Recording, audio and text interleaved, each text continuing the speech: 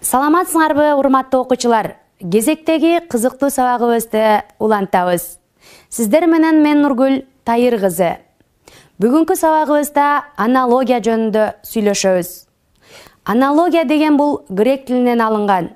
Бизче которгондо далма-дал келүү, окшошуу дегенди түшүндүрөт.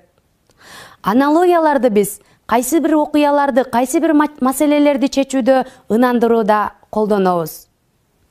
Аналогия деген силер ойлогондой татаал эмес. Аналогия биздин айлана чүйрөбүздү курчап турган жөнөкөй гана мисалдар менен түзүлөт. Кайрадан эсиңерге салгым келет. Аналогия бул предметтердин, кубулуштардын кандайдыр бир белгисине, жалпылыгына карата келип чыккан окшоштугу. Башкача айтканда, окшошуу, далма-дал келүү мунун өзү аналогия. Аналогиялык эталон жуптардын ортосундагы 4 байланышты эсиңерге салгым келет. Биринчиси себеп жана натыйжа, заттын кыймыл-аракетинин ирети. Экинчиси зат жана анын сапаты, кыймыл-аракети жана анын максаты, бүтүн жана бөлүк же жалпы жана жеке түшүнүк. Үчүнчү зат жана анын негизги функциясы, кесип жана анын жардамчы куралы дагы ушул бөлүккө кирет. Төртүнчү синоним, антонимдик аналогия. Кайрадан эсиңерге салгым келет. Аналогиялык суроолор толук жана толук эмес синонимден, бир уңгулуу жана түрдүү уңгулуу антонимдерден гана түзүлөт. Себеп, натыйжа заттын кыймыл-аракетинин ирети. Себеп натыйжанын келип чыгышын шарттайт. Себеп натыйжаны бөлүп кароого мүмкүн эмес. Жогорудагы чоң ата менен чоң энени көргөндө, чоң атанын колундагы чай ичип же кымыз ичип олтурганын көрүп турабыз. Анын кымызды ичүүдөгү негизги себеби балким суу соосу. Балким суусаган чыгар. Ал эми чоң энебиздин ии кийирип олтурганын көрүп жатабыз. Анын ии кийирип олтурганындагы негизги себеп балким ал жиптен мээлей же байпак токушу мүмкүн. Зат жана анын кыймыл-аракети жана анын максаты. Бул бөлүккө бүтүн жана бөлүк, жалпы жана жеке түшүнүк дагы кирет. Достор, силер сүрөттөн чыптама кийип турган бир инсанды, андан сырткары бир топ топчуларды көрүп турасыңар. Демек, бүтүн нерсе катары бул жерде чыптаманы алсак болот. Ал эми анын бөлүгү, анын чөнтөктөрү жана жылуулук катары сактап турчу топчулары. Демек, жыйынтык чыгара турган болсок, чыптама бул бүтүн нерсе, анын бөлүгү топчу. Зат жана анын функциясы, кесип жана анын жардамчы куралы. Демек, сүрөткө кайрадан назар сала турган болсок, биз сүрөттөн мүнүшкөрдү же балким аңчыны көрүп турабыз. Анын жардамчысы катары бүркүттү жана тайганды көрүп турабыз. Ал эми бул сүрөттө биз жылкыны көрүп турабыз же күлүк атты. Анын жардамчы куралы катары камчыны айтсак болот. Толук жана толук эмес синонимдик аналогиялар дагы түзүлөт.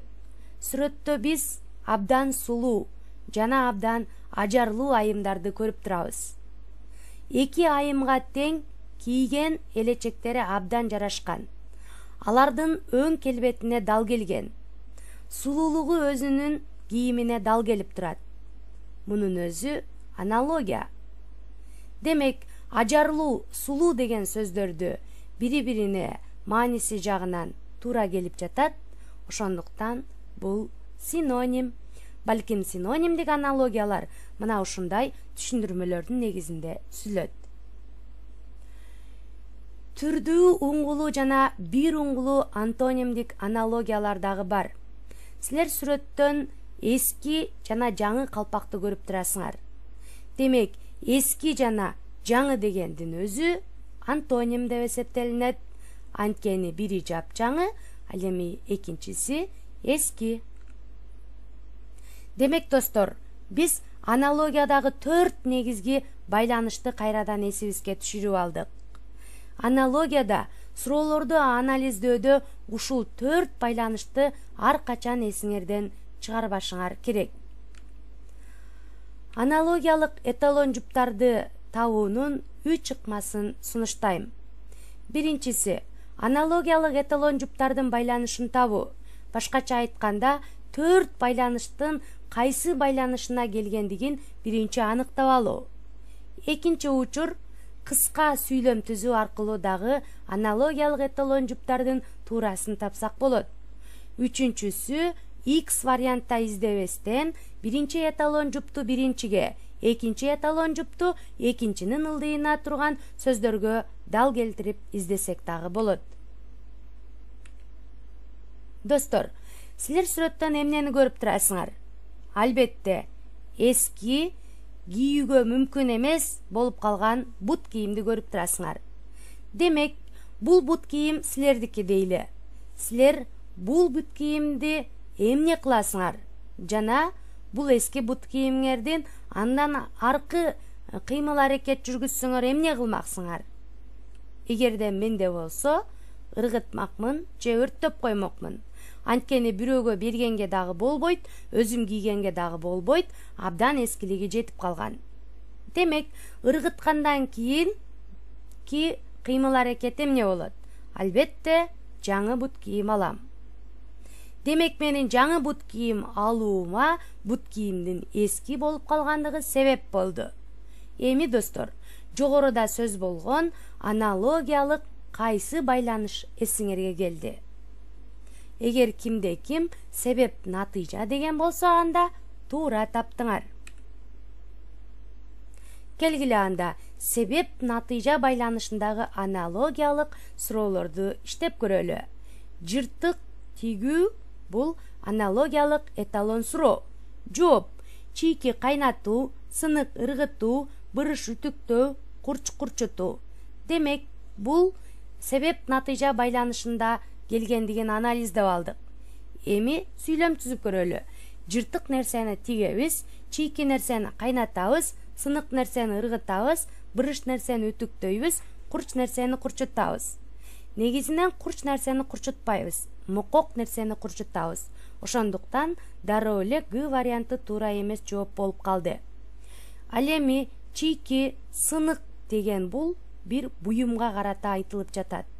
Ал эми биздин аналогиялык эталон жупта кийим тууралуу сөз болуп жатат. Ошондуктан бырыш, үтүктөө десек туура болгудай. Урматтуу достор, силер бул сүрөттөн даракты көрүп турасыңар. Андан кийин дарактын дагы бир түрү кайыңды көрдүңөр. Ал эми бул эмен дарагы. Бул арча, бул карагай. Достор, бул сүрөттү көргөндөн кийин аналогиялык эталон жуптардын ортосундагы кайсы байланыш эсиңерге келди? Эгерде кимде ким зат жана анын максаты же болбосо жалпы жана жеке түшүнүк деген болсо, анда туура таптыңар. Анткени дарак жалпы түшүнүк, ал эми ошол дарактын бири кайың, арча, эмен, карагай бул жеке түшүнүк. Ал эми бүтүн жана бөлүктү комуздун мисалында түшүндүрсөк дагы болот. Комуз бул бүтүн нерсе. Анын кулагы, башы, моюну, кылдары, капкагы, чарасы, тепкеси анын бөлүктөрү. Демек, ушул эле зат жана анын кыймыл аракетинин максатына байланышкан аналогиялык суроону иштеп көрөлү. Куш, чыйырчык. Эгер эталон жуптагы байланышты анализдей турган болсок, жалпы жана жеке түшүнүк жөнүндө сөз болуп жатат. Сөөлжан курт бул X вариантында келип калды. Анткени сөөлжан жалпы түшүнүк эмес.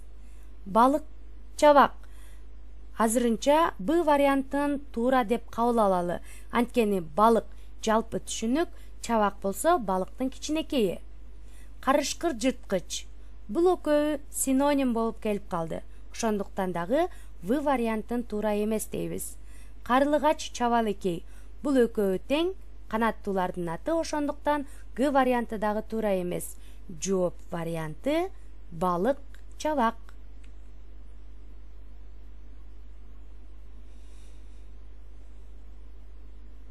Ал эми достор, биз куртка, сыдырма деген бүтүн жана бөлүк тууралуу дагы сүйлөшөлү. Куртка бул бүтүн нерсе, сыдырма анын бөлүгү.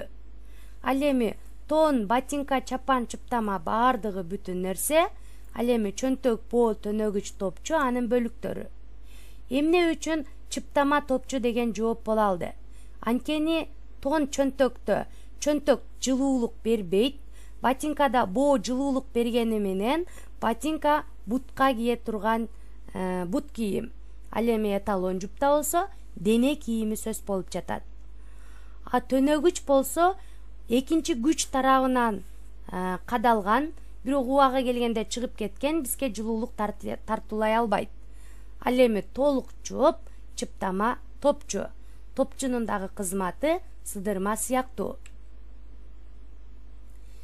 Эми зат жана анын функциясы тууралуу сүйлөшөлү. Зат жана анын функциясына биз доктурдун мисалында мисал келтирсек болот. Биз доктурду көрүп турабыз. Ал эми доктурдун негизги куралы деп шприцти атасак болот, тонометрди атасак болот, градусникти атасак болот. Анткени доктурга оорулук кайрылганда ал биринчи эле градусникти салып көрөт. Экинчи кадамы тонометр аркылуу давлениясын ченей баштайт, кан басымын.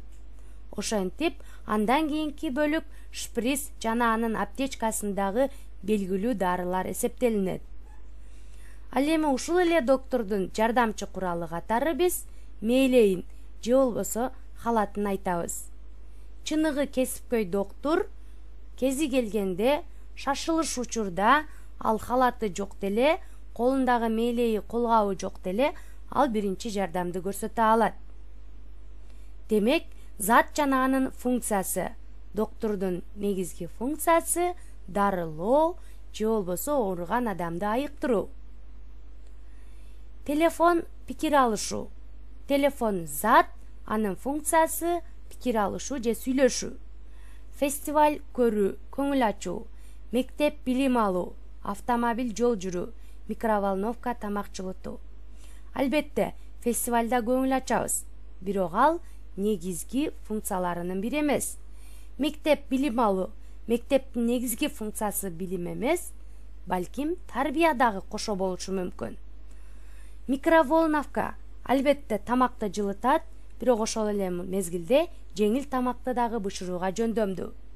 Ал эми автомобилдин негизги функциясы жол жүрүү, бир жака убагында жеткирүү.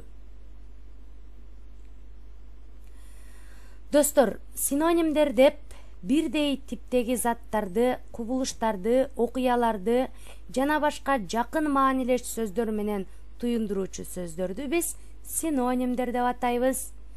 Кыргыз тилинде синонимдер, толук синонимдер, булар өз алдынча турганда бирдей мааниге ээ болуп, сүйлөмдө бири-биринин ордуна колдонула турган сөздөр. Мисалы, кубануу, сүйүнүү. Сүйлөп жатканда да, сүйлөм түзгөндө да бул экөөнүн ордун алмаштырууга толук мүмкүн. Ал эми толук эмес синонимдер өз алдынча турганда жалпы бир маанини билдирет, бирок сүйлөмдө айрым учурларда бири-бирине алмаштырууга болбойт.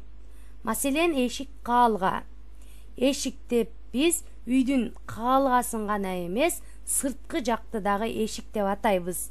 Демек, бир караганда синоним болгону менен сүйлөм тизмегинде жана сүйлөп жатканда балким синоним болбой калат. Контекстик синонимдер. Булар өз алдынча турганда маанилеринин окшошу байкалбайт, бирок сүйлөмдө бири-биринин ордуна колдонушу мүмкүн. Мисалы, сүйлөйт, бакылдайт. Булар өз алдынча турганда анчейин деле синоним катары кетпейт. Ал эми сүйлөм тизмегинде Айша бакылдайт эле бакылдайт да, мынча сүйлөйт да деген болсок, анда контекст аркылуу булардын синоним экендигин байкап калабыз. Демек достор, жогорудагы сүрөттөр аркылуу кандай синоним чыгарсак болот? Албетте, китеп окуган адамдардын көпчүлүгүн акылдуу деп атап жүрөбүз. Ал эми компьютерде көп программаларды билген адамды билимдүү дейбиз. Анткени билимдүү болсоң гана көп программаларды өздөштүрө аласың. Демек, акылдуу, билимдүү синоним катары карасак болот. Ал эми синонимдик аналогияларга назар салалы. Ачуулануу, кыжырлануу. Демек, экөөү толук синоним. Жооп билүү, түшүнүү, капалануу, кайгыруу, ынануу, баамдоо, көтөрүлүү, өйдөлөнүү. Жооп катары биз капалануу, кайгырууну алабыз. Анткени ачуулануу, кыжырланууда дагы негативдүү сөздөр сүйлөнүп жатса, Б вариантында дагы капалануу, кайгырууда демек негативдүү нерселер сөз болуп жатат. Айнек, терезе. Демек, аналогиялык эталон жууп, толук эмес антонимдерден келди. Айнек деп биз күзгүнү айтабыз диалект тилде. Ал эми күзгүгө көрүнүп ал, айнекке көрүн, терезеге көрүн деп эч качан айтпайбыз. Терезе деген бул үйдүн терезелери. Эшик, каалга, өмүр, жашоо, курдаш, жолдош бул акча. Бул жерде толук эмес аналогиялар бир топ турат, бирок ушулардын ичинен биз эшик, каалга деген жоопту туура деп айтабыз. Анткени эшик, каалга бир нерсе жөнүндө сөз болуп жатат. Ал эми калгандары колго кармалбаган же болбосо кандайдыр бир иш аракети жок, толук эмес синонимдер. Достор, бул сүрөттү көрөрүңөр менен дароо эле антоним эсиңерге келсе керек. Анткени биз сүрөттөн семиз жана арык адамды көрүп турабыз.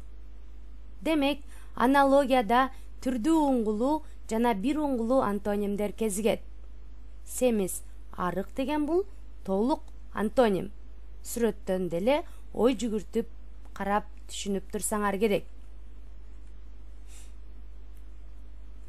Антонимдер деп карама каршы маанини туюндурган сөздөрдүн гана жыйындысы эмес, ал баарыдан мурда бизди курчап турган карама каршы көрүнүштөрдүн тилде чагылдырылышын айтабыз.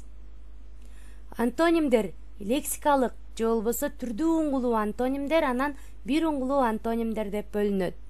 Түрдүү уңгулуу антонимдерге антоним болгон сөздөр түрдүү уңгунун натыйжасында түзүлсө, маселен, жарык, караңгы.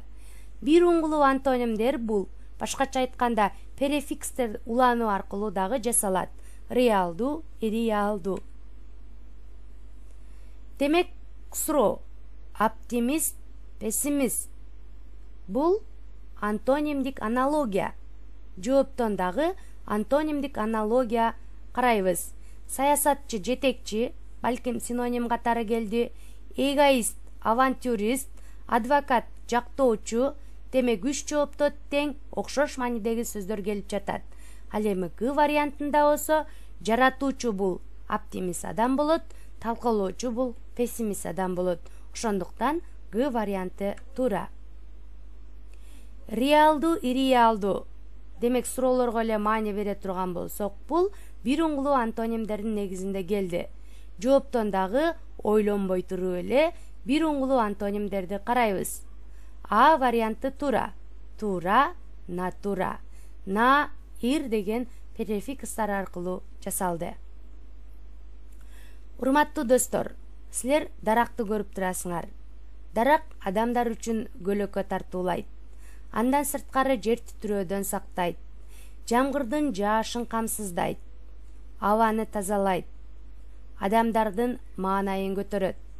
Демек, акыл сезимге ээ болбогон, табияттын гана таасиринде өсүп жаткан дарактын ушунча адамдарга пайдасы бар.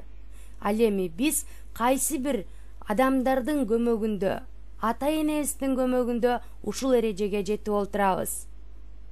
Жыйынтыктап жатып сабагымды, урматтуу окуучу достор, ар дайым бири-бирибизге жарыгыбызды тийгизип, бири-бирибизге нур чачып туралы.